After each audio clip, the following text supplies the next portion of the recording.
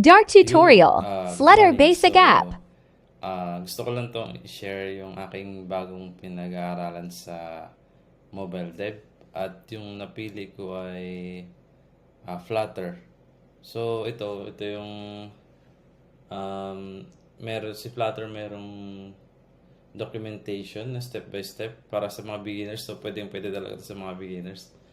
So, ayun, okay siya. Kasi nga, need ko to kasi gusto kong gawan ng mobile app yung aking pizza business. Na though may website naman, ako na ito, ordering platform. Pero syempre iba pa rin yung mobile app talaga na yung pwede nila i-install, no? So, pwede nila i-install sa Android, sa iOS, yan. At yun, so far, okay naman tong ano,